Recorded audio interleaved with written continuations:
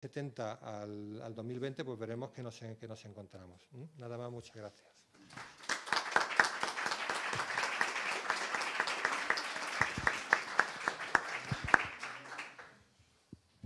Muchas gracias, doctor Barnés, por este apretado catálogo de metáforas de Dios. Tenemos unos minutos para el coloquio. Tienen ustedes la palabra.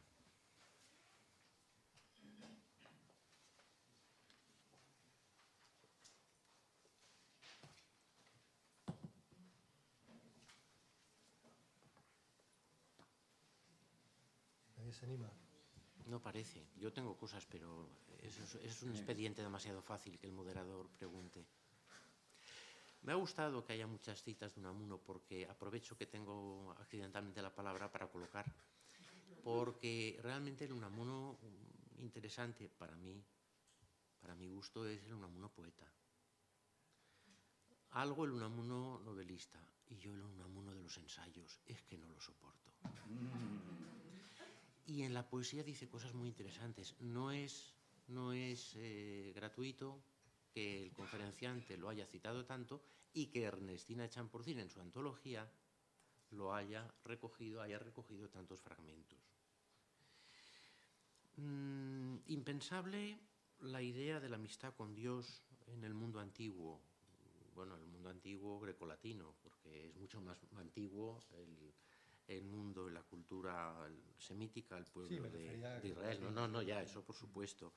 Pero me ha gustado mucho y me gustaría oírle un poquito más, si le parece oportuno y conveniente, esa idea de la cara polifacética o múltiple de Dios en el Antiguo Testamento, porque a mí me parece que sí hay ahí una posibilidad de esa amistad con Dios, no solo en el epitalamio del Cantar de los Cantares, sino, me parece a mí, me puede corregir, en los Salmos. Iba a decirle que está en el decálogo famoso, ¿no? Así empieza, ¿verdad? Así empieza en la tradición cristiana, en la tradición judía, ¿verdad? Como saben ustedes, empieza como Shema Israel, ¿verdad? Escucha. Esto es muy bonito, pero si hay más cosas, utilícenlas, sé que yo me enrollo enseguida. ¿Verdad? El decálogo hebreo empieza Shema Israel, Adonai Eloheinu, Adonai. Es decir, escucha Israel, ¿no? Dios es es tu Dios, etc. Porque el primer mandato no es amarás, no es como solemos decir nosotros, sino escucha. Es decir, ponte en situación dialógica conmigo, ¿no? Y vamos a empezar una aventura juntos, si me lo permite, ¿no? De ahí pasa, es curioso, con el tiempo a obedecer. El escuchar, ¿verdad? En hebreo significa también obedecer, lo cual ha hecho una reducción semántica incluso en una parte de la tradición cristiana al quitarle la palabra dialógica y pensar que era una especie de obediencia ciega, aunque también la obediencia ciega juegue un papel en la mística que es de otra naturaleza. Por tanto, esa naturaleza dialógica ya estaba. Pero a cuando llega el primer mandato, es decir, resulta que es amar. No es admire usted al Creador, que claro que también, ¿no? Por tanto, claro que penetra Salmos, un tercio de los Salmos está lleno de actos casi de amor, ¿no? Estaba en el mundo mesopotámico también. Es verdad que de una manera un tanto extraña, y un poquito en la reforma de Akenatón, ¿verdad? De Amenofis IV, ¿verdad?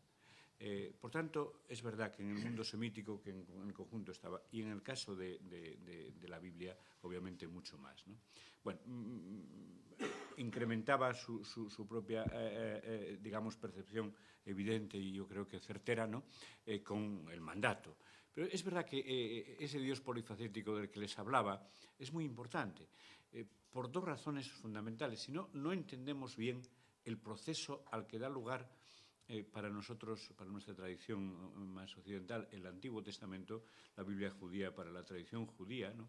En la que, digamos, el Dios que se plasma es iba a decirles, el objeto de investigación y creación de muchos cientos de generaciones, ¿no?, que lo han creado, que lo han ordenado, que lo han vislumbrado en ese imaginario que empieza, sin ninguna duda, desde el punto de vista de la tradición de la fe de Israel, ¿no?, en Abraham, ¿verdad?, y que culmina nunca, porque teóricamente están esperando al Mesías, ¿no?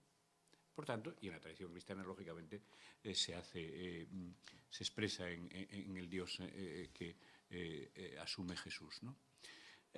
Por tanto, desde muchos puntos de vista, pero en fin, que yo comparto, ese Dios es un Dios polifacético, es un Dios lleno de tal, a veces de contradicciones.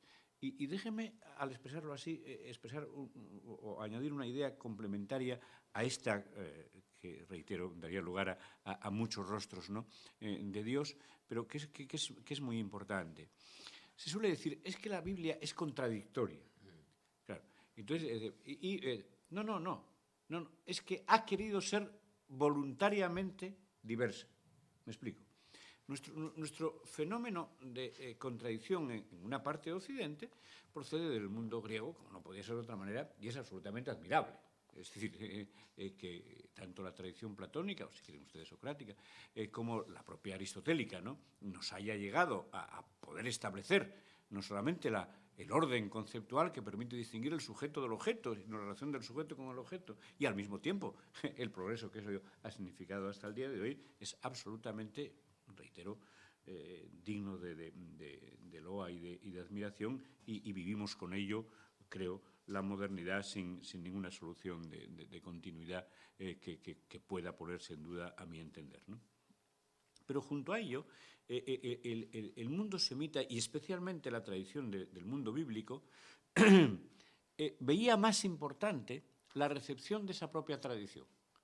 Y por eso tiene tradiciones dobles. Pero no lo plantea como ninguna contradicción, lo plantea como un patrimonio de riqueza del propio texto.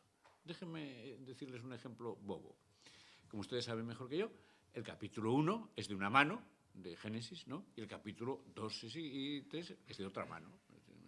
Entre otras cosas porque son dos relatos que se repiten. ¿Para qué se van a repetir dos relatos si fueran de la misma mano? Esto no tiene mucho sentido. Cuando estas cosas se dijeron en el siglo XVIII, recuerdan ustedes al comienzo, así de una forma un poquito, en el XIX ya de una manera plena, se escandalizó mucho, y el sector más conservador de la Iglesia, de las iglesias, también protestantes, ya dijeron, no, imposible, no, esta es la mano de Dios. Dice, hombre, no, Dios es bastante más original como va a ponerse a escribir de una manera tan... No. ¿Qué sucede? Claro, pero es que en la primera decían muchas cosas, pero decían entre otras cosas. Dice, y creó Dios al hombre y a la mujer a la vez, iguales, tan iguales que los creó a imagen y semejanza de Dios. Esto sí que no tiene precedente en ningún sitio. Que a Dios lo hubiera creado el hombre, hay algún precedente por ahí, pero que los hombres fueran creados a imagen, esto ya es bastante complicado. Capítulo 1, ¿verdad? Y tal, una cosa así sería. Y el segundo, no, un poquito de barro, ¿verdad? Aquí el buen alfarero, que era Dios, que era un buen alfarero, como metáfora maravillosa, es decir, baja a tocar el barro, solo faltaba, porque barro somos, ¿no? En fin, insufla en las narices, en fin, toda esa tradición mucho más antropomórfica, y que termina haciendo preceder al hombre a la mujer de la cual va a salir. Gran aparato académico del siglo XIX. Grandes contradicciones, esto es terrible, esto la Biblia es, en fin... No, eran las dos tradiciones que eran bellísimas. Y dice uno, dice la recepción de esa tradición, no lo quito, lo dejo. Y lo que hago son hiatos normales de esa relación. En una aparece, digamos, magníficamente expresado todo el aparato de la creación. En el comienzo creó Dios el cielo y la tierra, y esta era el caos primero, en fin, todo un proceso de una cosmovisión impresionante. En el segundo, aquella relación que da lugar, ojo, eso sí, nada menos que al llamado pecado, es decir, que original, es decir, al problema del conocimiento. Así obraban, ¿no?, a mi entender, o así operaban. ¿Significa que no eran conscientes? Tan inteligentes como nosotros o como cualquiera que emplee el texto, pero daba prioridad a esta, si no lo permiten, razón simbólica que permitía desde el rezar hasta el ritual, desde estudiar el texto hasta cantarlo en un salmo. Y esto es lo que, a mi modo de ver, encierra una riqueza que no es, desde luego, mayor literariamente que seguramente que, en fin, la Ilíada o la Odisea, pero que es sin ninguna duda diferente y permitió, ¿verdad?, a los grandes de la literatura comparada, ¿no?, decir, bueno, pues estamos frente a dos monumentos literarios dignos de consideración, ¿no? Pero a lo mejor estoy equivocado.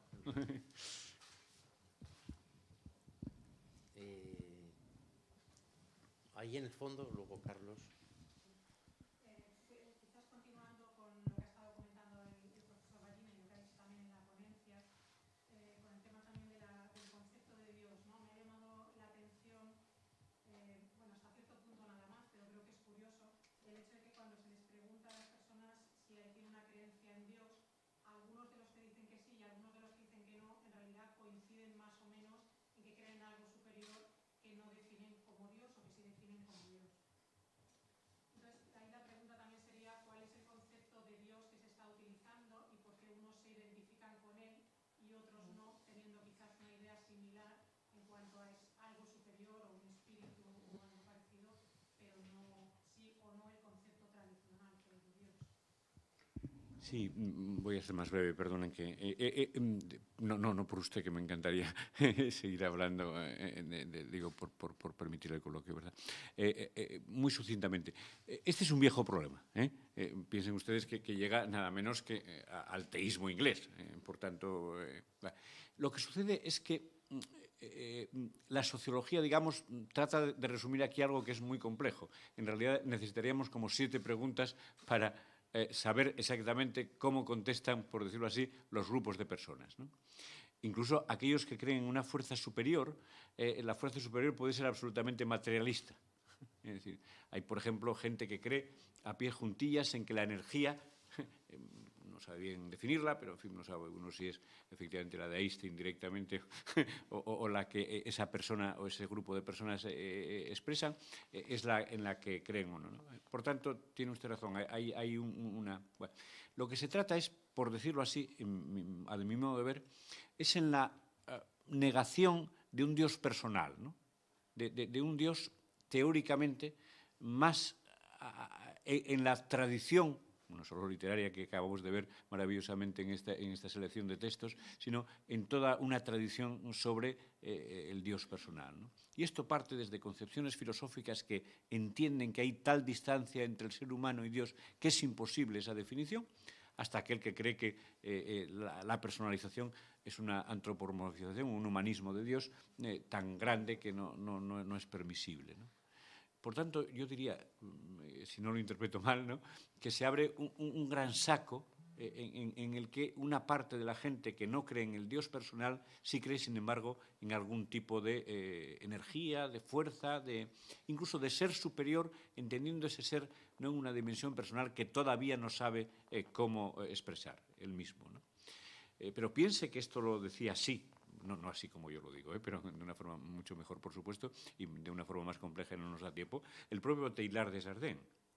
Y aquí hay mucho Teilhard para cogerle y hablarle, ¿no? Entonces, yo creo que van por ahí las cosas, pero podemos seguir, si quiere, hablando un poco más para desmenuzar esa sociología del hombre, del hombre y la mujer contemporáneos, ¿no?, que seguramente están buscando algo de la insatisfacción que había producido, entre comillas, las lagunas del Dios tradicional, si me permite.